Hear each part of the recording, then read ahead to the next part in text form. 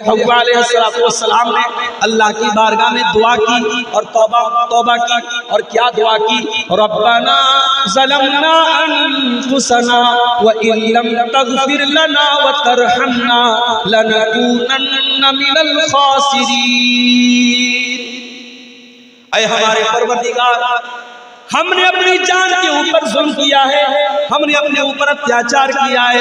ऐ अल्लाह, हमने ये गलती करके, हमने तुझको नाराज करके, हमने खुद अपने ऊपर जुल्म किया है। और ऐ अल्लाह, अगर तूने नहीं माफ किया और तूने नहीं बख्शा तो ऐ अल्लाह, हम तो खसारा उठाने वालों में से हो जाएंगे, हम तो नुकसान उठाने वालों में से हो जाएंगे। तो ये हजरत आदम और हजरत हव्वा ने दुआ किया। ये दुआ उन्होंने अल्लाह से की, अल्लाह के सामने हाथ फैलाया। तो हमारे बाप आदम और हमारी माँ हव्वा ने जब उनसे गलती हुई तो उन्होंने अल्लाह से।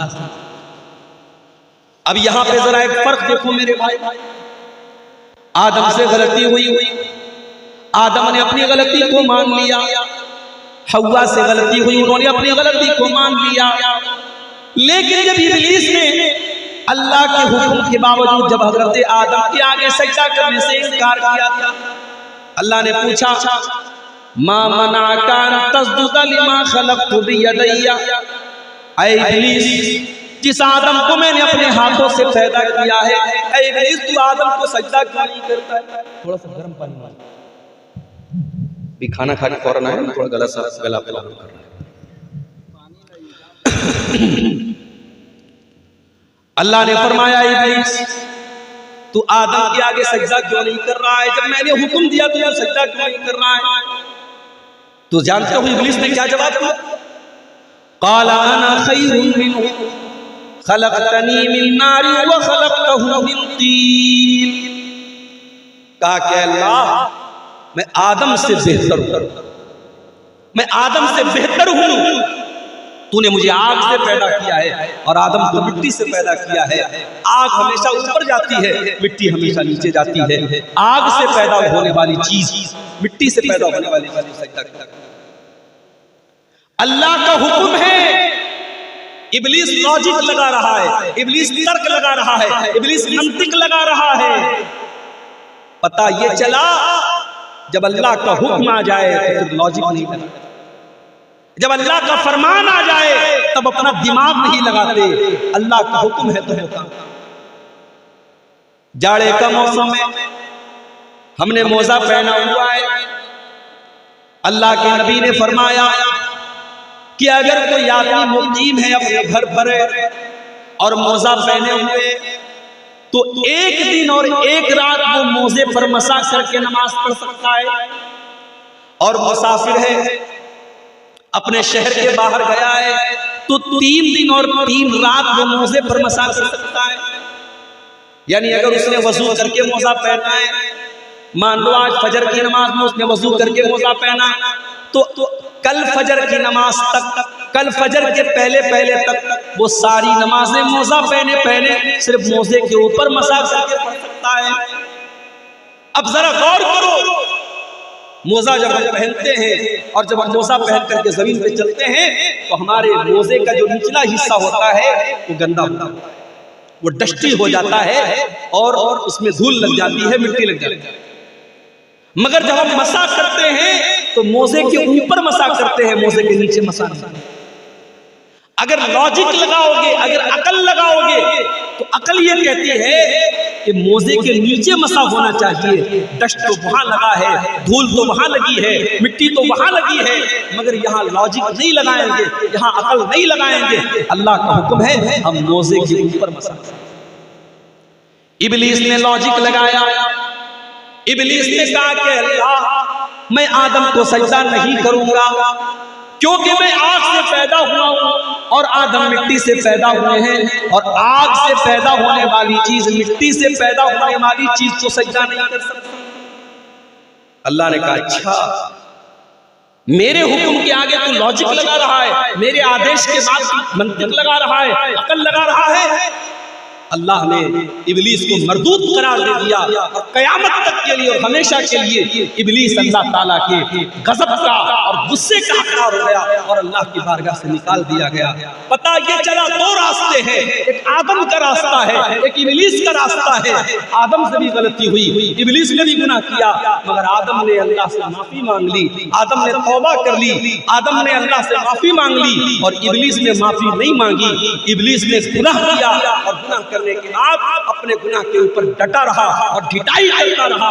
इसी को कहते हैं एक तो चोरी ऊपर से सीधा, एक तो चोरी कर रहा है, अल्लाह को नाराज कर रहा है और उसके बाद अपने गुनाह की दलील दे रहा है।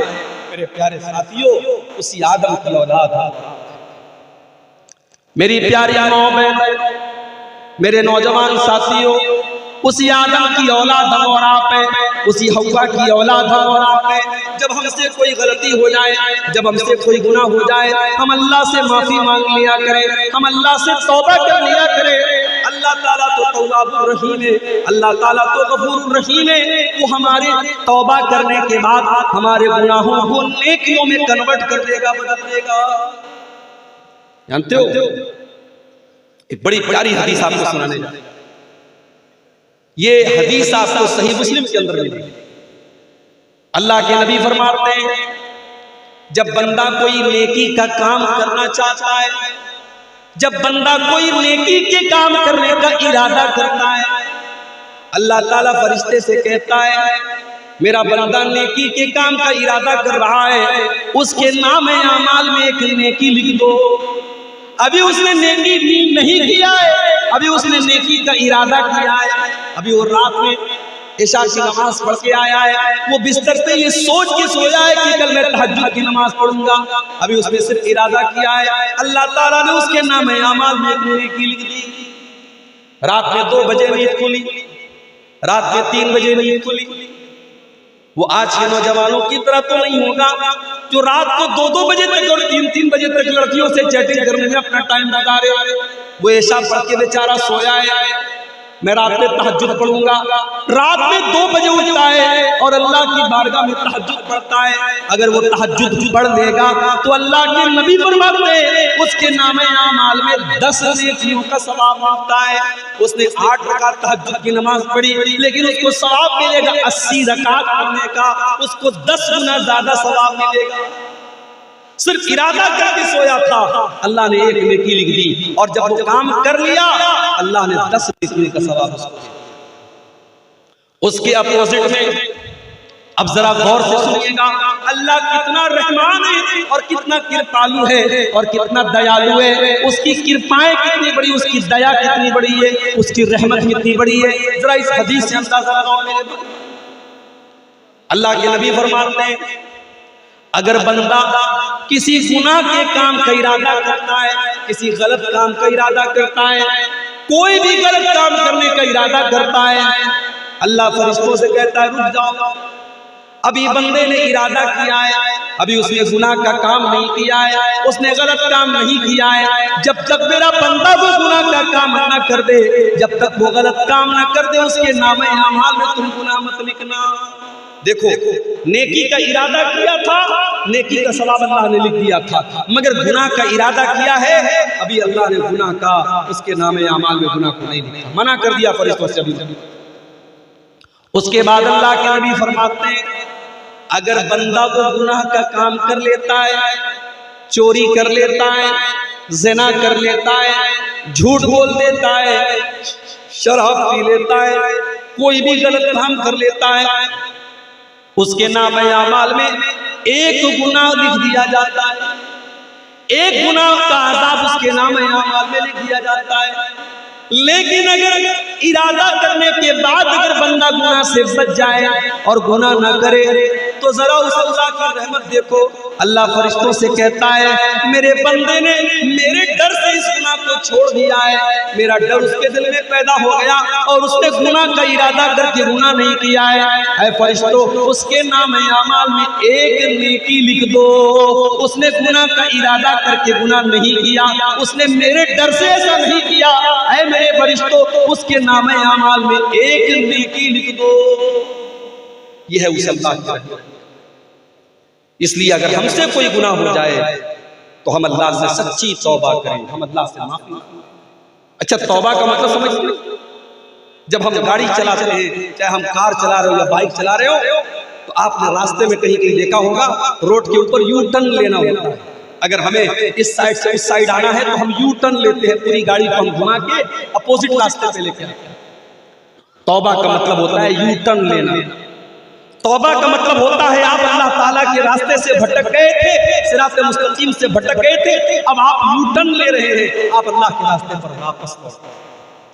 इसलिए अल्लाह ताला कुरान करीम में फरमाता है, इल्ला मन ताबा व आमन व अमिल अमलन सालिहा फउलाइका युबद्दिलुल्लाहु सय्यिआतिहिम हसनात। जो तौबा कर ले, जो ईमान ले आए और जो नेक अमल कर ले, हम उसके गुनाहों को नेकियों में बदल देंगे। कल तक वो शराब पिया करता था, कल तक वो ज़िना किया करता था, कल तक वो झूठ बोला करता था, कल तक वो हराम काम किया करता था, आज उसने सच्ची तौबा कर ली, आज उसने अल्लाह से माफी मांग ली, आज वो नेक अमल करने लगा, आज उसने अपने आप को सुधार दिया, तो अल्लाह ताला उसको माफ भी कर देगा और उसके सारे गुनाहों को नेकियों में बदल देगा। उस अल्लाह का करम देखो, उस अल्लाह की रहमत का दरिया देखो। फउलाइका युबद्दिलुल्लाहु सय्यिआतिहिम हसनात। दुनिया में अगर हमारा एक बाप का अगर बेटा कोई गलती कर दे और बेटा आके बाप से कहे अब्बा मुझसे गलती, बच्चा गलती कर दे, माँ से आके कहे अम्मा गलती हो गई, तो माँ माफ कर देती है, बेटा माफ कर। मगर बाप जब माफ करता है, माँ जब माफ करती है, तो ऐसा तो नहीं करती है माँ, ऐसा तो नहीं करता है बाप कि उस बच्चे को माफ कर दे और उसके बाद उसको तोहफा दे दे। मगर वो अल्लाह, वो जब हम तौबा करते हैं मेरे भाइयों, तो वो हमें माफ भी करता है और हमें तोहफा देता है, हमारे गुनाहों को नेकियों में बदल देता है। ये उस अल्लाह का करम है, ये उसकी रहमत है। इसलिए कभी भी कितना भी इंसान गुनहगार हो, उसे अल्लाह की रहमत से मायूस नहीं। अगर आपको लगता है कि मैं बहुत गुनहगार हूं और मेरी दुआ अल्लाह ताला नहीं सुनेगा, तो आओ कुरान की मैं वो आयत पढ़ता हूं। यही वो आयत है जिसके बारे में अब्दुल्लाह बिन मसऊद कहा करते थे, अर्जा आयतिन फी किताबिल्लाह। ये कुरान की ऐसी आयत है जो गुनहगारों को उम्मीद दिलाती है, आशा दिलाती है, गुनहगारों के दिल में अल्लाह ताला से माफी मांगने की आशा पैदा करती है। कुल या इबादियल्लज़ीना असरफू अला अनफुसिहिम ला तक़नतू मिर रहमतिल्लाह इन्नल्लाहा यग़फिरुज़्ज़ुनूब जमीआ। ऐ मेरे बंदो, अगर तुमने गुनाह कर करके और पाप कर करके अपने ऊपर अत्याचार कर लिया है, जुल्म कर लिया है, ला तक़नतू मिर रहमतिल्लाह, तुम अल्लाह की रहमत से मायूस न होना, तुम अल्लाह की रहमत से निराश न होना, तुम अल्लाह की रहमत से तुम ना उम्मीद मत होना। अल्लाह तुम्हारे तमाम गुनाहों को माफ कर देगा। अल्लाह के नबी एक वाक़या बयान किया, बनी इस्राइल में एक आदमी था जिसने 99 लोगों का मर्डर किया था, 99 लोगों का उसने खून किया। 99 लोगों का मर्डर करने के बाद उसके दिल में ख्याल पैदा हुआ कि मैं बहुत गुनहगार हूं, मुझे अल्लाह से माफी मांग लेनी चाहिए। उसके दिल में तौबा का ख्याल आया। उसने किसी से पूछा मैं तौबा करना चाहता हूं, क्या करूं? किसी ने कहा कि फला के पास चले जाओ, वो इस दौर का सबसे बड़ा आलिम है, उसके पास चले जाओ, वो तुम्हें कोई रास्ता बताएगा। बुखारी के अल्फाज है, वो 99 लोगों का कातिल, वो डाकू उस आदमी के पास पहुंचा जो बहुत बड़ा राहिब था, बहुत बड़ा इबादत गुजार था, मगर आलिम नहीं था। लोग उसको आलिम समझते थे मगर वो आलिम नहीं था, बहुत बड़ा आबिद था, बहुत इबादत गुजार था। 99 लोगों का मर्डर करने के बाद उसके पास पहुंचा, का मौलवी साहब, इमाम साहब, मैंने 99 लोगों का मर्डर किया है और अब मेरे दिल में तौबा का ख्याल आया है, मैं तौबा करना चाहता हूँ, मैं अल्लाह से माफी मांगना चाहता हूँ, क्या मेरी तौबा अल्लाह ताला कबूल करेगा? अब देखो, मसला हमेशा आलिम से पूछना चाहिए। वो आलिम नहीं था, वो राहिब था। राहिब अलग होता है, आलिम अलग होता है। हो सकता है एक आदमी बहुत बड़ा इबादत गुजार हो, रातों में तहज्जुद पढ़ता हो, दिन में रोजा रखता हो, मगर ये जरूरी नहीं है, ये आवश्यक नहीं है कि वो आलिम भी। भाई आप बीमार होते हैं, आप डॉक्टर के पास जाते हैं, और डॉक्टर के पास भी उस डॉक्टर के पास जाते हैं जिसके पास आपकी बीमारी का इलाज, जो स्पेशलिस्ट हो। अगर आपको लीवर की प्रॉब्लम है तो आप गैस्ट्रोलॉजिस्ट के पास जाते हैं। अगर आपको दिल की प्रॉब्लम है आप कार्डियोलॉजिस्ट के पास जाएंगे। अगर आपको दिमाग की प्रॉब्लम है आप साइकियाट्रिस्ट के पास जाएंगे। अगर आपको हड्डी की प्रॉब्लम है आप आर्थो के स्पेशलिस्ट के पास जाएंगे। अगर आपकी नस में कोई प्रॉब्लम है आप न्यूरोलॉजिस्ट के पास जाएंगे। हर फील्ड का एक माहिर डॉक्टर है, आप उस डॉक्टर के पास जाएंगे जो आपकी बीमारी की फील्ड में माहिर है।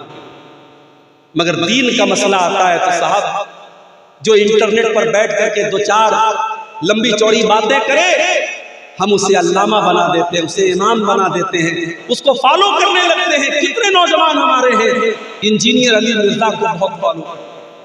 मुझे मालूम है आपके बंगाल में भी बहुत सारे नौजवान बड़े मुतासिर हैं इंजीनियर अली। जिस इंसान की ये औकात है कि वो खड़े होकर के अपनी तकरीर में कहता है साहब इमाम हरम को भी ऐन निकालना नहीं आता। दुनिया के बेहतरीन कुरान पढ़ने वाले जो हरम के इमाम हैं, ये कमबख्त कह रहा है कि उनको ऐन निकालना, जब वो इय्याका नस्तईन कहते हैं तो उनसे ऐन नहीं निकलती है, ऐन मैं निकालता। और जब उलमा ने उसको पकड़ा और कई जगह उसके कुरान की आयतों को गलत पढ़ा, तब उसको फॉलो करने वाले कहते हैं कि आप लोगों की तो दुकानें बंद कर दी अली मिर्जा ने, तो आप तो उसकी गलतियां निकाल। मेरे भाई कभी ठंडे दिमाग से गौर करो। मेरे नबी ने फरमाया था कि हर दौर में मेरी उम्मत में एक जमात ऐसी रहेगी जो सही को सही कहेगी, गलत को गलत कहेगी। अगर अली मिर्जा जो बात पेश कर रहा है अगर वो बात सही है, अली मिर्जा के पहले ये बातें कहने वाला कोई क्यों नहीं। इस उम्मत में 1400 साल से आज तक जो सलफ का अकीदा है, जो उम्मत का अकीदा है, सबने हजरत मुआविया को सहाबी माना है, सबने हजरत मुआविया का एहतराम किया है, और सबने ये कहा है सहाबा के बीच में जो इख्तिलाफ हुआ है, जो लड़ाई झगड़ा हुआ है, जो जंग हुई है, उसके बारे में अपनी ज़बान। और ये मरदूद क्या कहता है? ये कहता है साहब अगर मैं होता उस दौर में तो मैं अली के साथ होता और मैं मुआविया के खिलाफ जंग करता। अरे तू है कौन, तेरी औकात क्या है? और आज हमारा नौजवान ऐसे इंसान को अपना इमाम मानते हैं, अपना उसको फॉलो करते हैं। उसकी तकरीरें सुन करके बहुत सारी औरतें उसकी तकरीरें सुनती हैं, कहती साहब वो बड़ी अच्छी बातें करते हैं, समाजी बातें करते हैं। माफ कीजिएगा, माफ कीजिएगा, आप जिसको इमाम और अपना आलिम बना रहे हैं और जिसकी आप तकरीरों को सुन रहे हैं, मेरे भाइयों उसके अकीदे का भी सही होना बहुत जरूरी है। उसके अकीदे का होना भी बहुत जरूरी है। आप अगर किसी की तकरीर सुन रहे हैं, आप उसको अपने दीन का टीचर बना रहे हैं। और टीचर हर गैर नत्थु खैरे को नहीं बनाया जाता, टीचर उसको बनाया जाता है जो हमारे सब्जेक्ट का माहिर हो। हम साइंस पढ़ने जाते हैं तो मैथ के टीचर के पास नहीं जाते, मैथ पढ़ने जाते तो इंग्लिश के टीचर के पास नहीं जाते, इंग्लिश पढ़ने जाते तो हिस्ट्री के टीचर के पास नहीं जाते। हम सब्जेक्ट के टीचर से हम कॉन्टेक्ट करते हैं और उससे हम इल्म लेते हैं। मेरे भाइयों, दीन का इल्म उलमा से। और जब उलमा की बात आई तो एक और दर्द मेरे दिल में है, वो आज आपके सामने आया। माशाअल्लाह कलियाचक का इलाका पूरे हिंदुस्तान में इसकी अपनी एक पहचान है। हमने देखा था जब पूरे मुल्क में नाइंसाफी के खिलाफ धरना प्रदर्शन हो रहा था, इसी कलियाचक में बहुत बड़े पैमाने पर विरोध प्रदर्शन हुआ। यहाँ के मुसलमानों की अपनी एक आवाज है, यहाँ के मुसलमानों की अपनी एक ताकत मानी जाती है। मगर आपके इलाके में एक इमाम साहब ने मुझसे कहा 15 साल से मैं एक मस्जिद पर इमामत कर रहा हूं, 15 साल से एक मस्जिद पर मैं नमाज पढ़ा रहा हूं, और सरकारी 3000 के अलावा मस्जिद के लोग मुझे 6000 रुपया यानी टोटल 9000 रुपया महीने में मैं अपनी गुजर बसर कर रहा हूं। और जब मैंने अपना मकान बनवाया तो मस्जिद के मुतवल्ली साहब मुझसे नाराज, और कहने लगे तुम कितना पैसा पाते हो? तुमने मकान। यानी हम ये चाहते हैं हमारी मस्जिद का इमाम हमेशा भिखारी बना रहे, उसके पास अपने रहने का मकान न बने। आज कितनी मस्जिदें हैं जहां 4000 और 3000 पर हमने 5 टाइम की नमाज पढ़ाने के लिए इमाम को रखा है। पूरे गांव में, पूरे मोहल्ले में कोई नमाज ना पढ़े, कोई हरज की बात नहीं है। इमाम साहब बेचारे अगर एक दिन फजर की नमाज में उनकी नींद लेट से खुल जाए तो सुबह चाय के होटलों पर बीड़ी सुलगाते हुए और बीड़ी का धुआं निकालते हुए लोग कहते हैं, अरे इमाम साहब तो आज फजर की नमाज नहीं। इमाम तुम्हारे बाप का नौकर नहीं है, तुम्हारी लौंडी नहीं है। तुम्हें ये हक किसने दिया है कि तुम हर छोटी बड़ी बात पर अपने इमाम पर कीचड़ उछालते? दुनिया की हर कौम अपने धर्म गुरु की इज्जत करती है, अपने मजहब के जो गुरु होते हैं उनका सम्मान करती है। और आज आपने अपने उलमा को भिखारी बना। कितने मदरसे हैं बंगाल में जहां के उलमा 5-5 हजार और 6-6 हजार महीने पर पढ़ा रहे हैं, और जब उनकी सैलरी का टाइम आता, उनकी तनख्वाह का टाइम आता है तो मदरसे का सेक्रेटरी कहता है जाओ साइकिल उठाओ और चंदा करके लाओ, उसी में से तुम्हारी सैलरी देंगे। वो मौलवी बेचारा जाकर के मोटरसाइकिल और साइकिल से घर घर जाकर के भीख मांगे, तब जाकर उसकी सैलरी का इंतजाम होता है।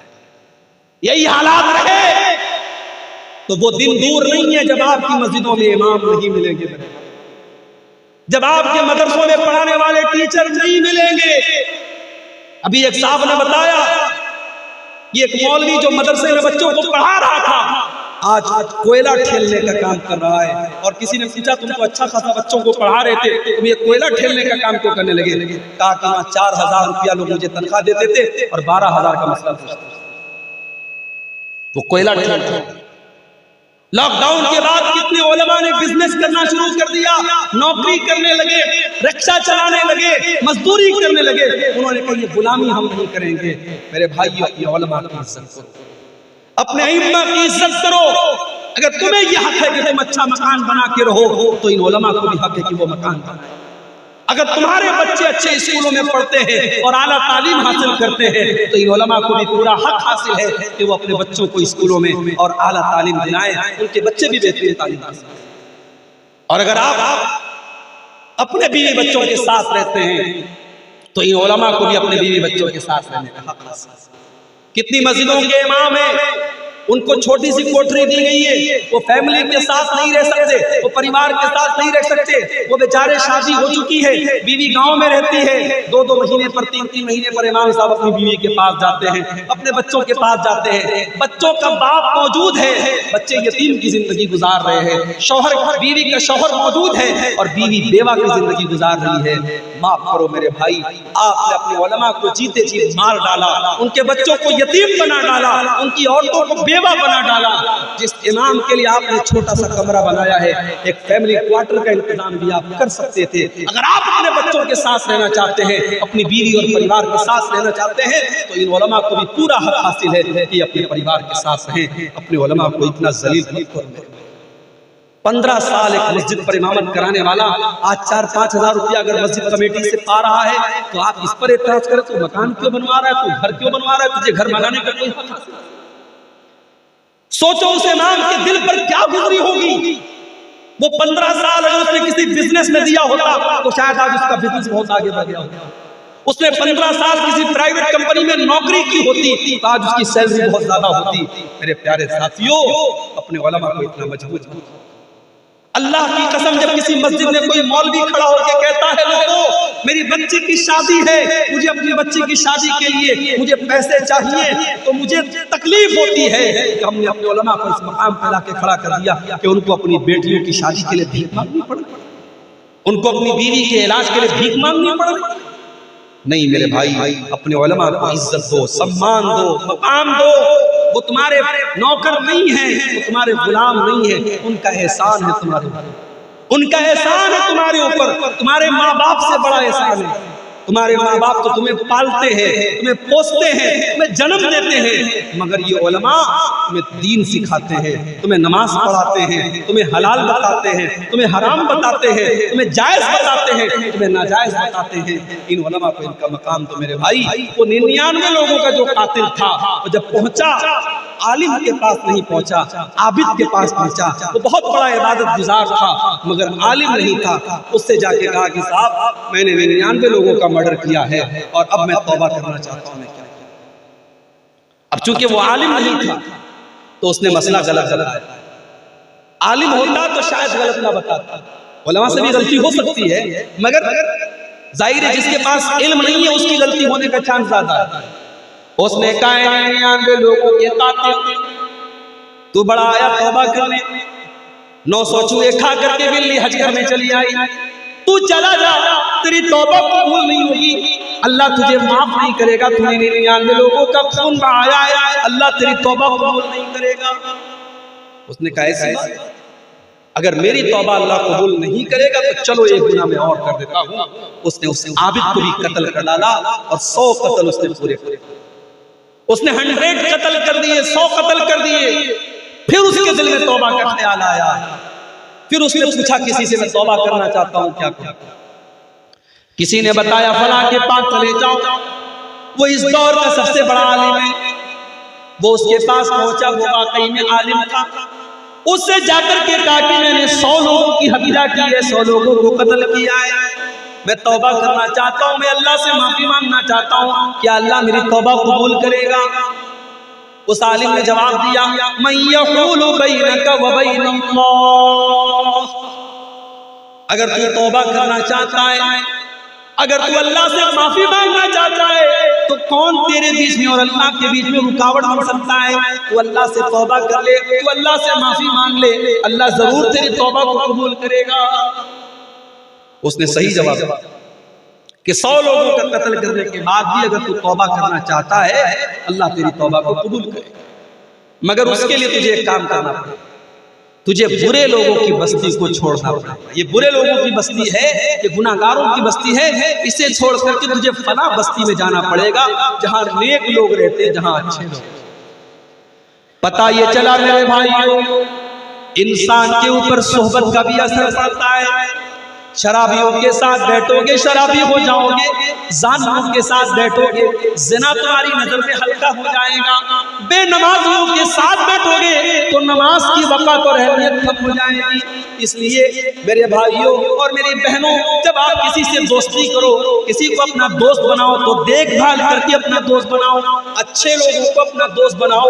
अगर बेदीन लोगों को और दीन से दूर लोगों को अपना दोस्त बनाओगे तो तुम्हारे दीन को बर्बाद कर डालेंगे। सोहबत का बड़ा असर। अब वो 100 लोगों का कातिल अपने गांव से निकला, अपनी बस्ती से निकला, और अभी वो रास्ते ही में था कि उसकी मौत का टाइम। अब जब मौत का टाइम आ गया तो रहमत के फरिश्ते भी मौके पर पहुंच गए और अजाब का फरिश्ता भी पहुंच गया। अजाब का फरिश्ता कहने लगा, ये 100 लोगों का कातिल है, इसकी रूह को मैं ले करके जाऊंगा, ये अजाब का हकदार है। रहमत का फरिश्ता कहने लगा, नहीं नहीं, ये तो तौबा कर चुका था, ये तो अल्लाह से माफी मांग चुका था, ये तो नेक लोगों की बस्ती की तरफ जा रहा था, ये तो अल्लाह की रहमत का हकदार है, इसकी रूह को मैं ले करके जाऊंगा। अब रहमत का फरिश्ता और अजाब का फरिश्ता दोनों आपस में लड़ने लगे। अल्लाह ने तीसरे फरिश्तों को भेजा इंसान की शक्ल में, वो वहां से गुजरने लगे। दोनों फरिश्तों ने उसको रोका, कहा भाई हम दोनों फरिश्ते, ये रहमत का फरिश्ता है, मैं अजाब का फरिश्ता हूँ, और हमारे बीच में ये मामला चल रहा है, आप ही कोई हल बता दीजिए। तो उस फरिश्ते ने जो इंसान की शक्ल में अल्लाह की तरफ से भेजा गया था, उस फरिश्ते ने ये फैसला किया कि एक काम करो, तुम लोग तो फरिश्ते हो, तुम्हारे लिए कोई मुश्किल नहीं है, तुम पूरे रास्ते का माप कर, पूरे रास्ते को नाप लो, अगर ये गुनहगारों की बस्ती से ज्यादा करीब है तो इसको अजाब का फरिश्ता लेकर के जाएगा, और अगर ये नेक लोगों की बस्ती से ज्यादा करीब है तो इसको रहमत का फरिश्ता लेकर जाएगा। जब दोनों फरिश्तों ने रास्ते को नापा है, हदीस के अल्फाज है मेरे प्यारे साथियों, अल्लाह के नबी फरमाते हैं कि वो एक बालिश, ये जो हाथ के पंजे का जो ये माप होता है, इसको उर्दू में बालिश कहते हैं, हमारे यहाँ उर्दू में बित्ता बोलते हैं। एक बित्ता या एक बालिश्त जो है वो इंसान, वो 100 लोगों का जो कातिल था वो नेक लोगों की बस्ती से ज्यादा करीब था। अल्लाह की रहमत का फरिश्ता उसको लेके गया है। इसलिए गुनाह जितने भी ज्यादा हो जाएं, अल्लाह की रहमत से इंसान को मायूस नहीं होना चाहिए, तौबा करना चाहिए, अल्लाह से माफी मांगना चाहिए। मगर ये बात याद रखो मेरे भाई, जब हम कोई गुनाह का काम करते हैं, उस गुनाह का असर हमारे बच्चों पर भी पड़ता है, हमारे ऊपर भी पड़ता है। हमारे ऊपर ये पड़ता है कि हमारे दिल सख्त हो जाते हैं, हमारे दिल कठोर हो जाते हैं। और दिल जब कठोर हो जाता है, दिल जब सख्त हो जाता है, तो कुरान की आयतों का असर नहीं होता है, नबी की हदीसों का असर नहीं होता है। आज रात भर जलसे हो रहे हैं, जुमा के अंदर खुतबे हो रहे हैं, तकरीरें हो रही हैं, मगर दिल के ऊपर कोई असर नहीं पड़ रहा है, क्योंकि दिल सख्त हो चुका है, दिल कठोर हो गया है, दिल सख्त। इसीलिए अल्लाह ने कुरान के पहले पारे में जब बनी इस्राइल का जिक्र किया तो फरमाया सुम्मा कसत कुलूबुकुम मिन बादि ज़ालिका फहिया कल हिजारती औ अशद्दु क़स्वा। ऐ यहूदियों, तुमने अल्लाह को इतना नाराज किया, तुमने अल्लाह को इतना नाराज किया कि गुनाह करने की वजह से तुम्हारे दिल सख्त हो गए, और इतने सख्त हो गए फहिया कल हिजारती औ अशद्दु क़स्वा, तुम्हारे दिल तो पत्थरों से भी ज्यादा सख्त हो गए।